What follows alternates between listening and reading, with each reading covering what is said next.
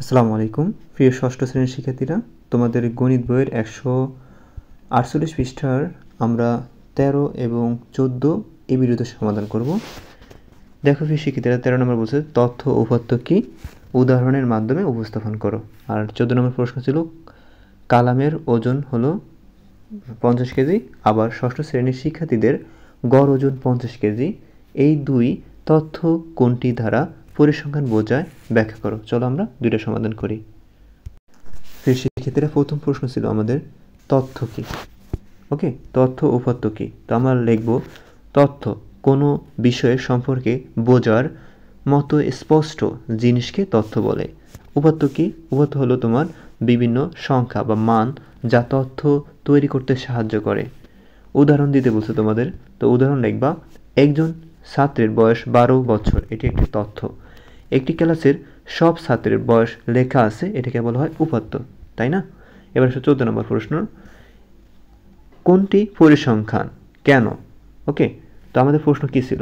তো আমরা দেখি, আমাদের প্রশ্ন ছিল যে কালামের ওজন 50 কেজি, আবার ষষ্ঠ শ্রেণীর শিক্ষার্থীদের গড় ওজন হলো 50 কেজি। তো এই দুইয়ের মধ্যে তথ্য কোনটি পরিসংখ্যান বোঝায়? তো আমরা লিখব কোনটি পরিসংখ্যান বোঝায়। তো আমরা এই কালামেরটা লিখবো একবার, আর ষষ্ঠ শ্রেণীর শিক্ষার্থীদের ওজনের একটা লিখবো, ঠিক আছে? প্রিয় শিক্ষার্থীরা, তো আমরা লিখব কালামের ওজন 50 কেজি, শুধু একজনের ওজন বলা হয়েছে, তাই এটি পরিসংখ্যান নয়।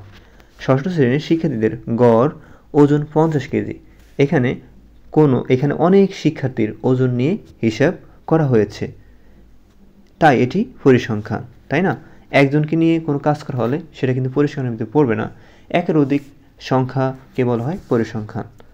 কারণ পরিসংখ্যান মানে হলো অনেক তথ্য নিয়ে গড় বা বিশ্লেষণ করা।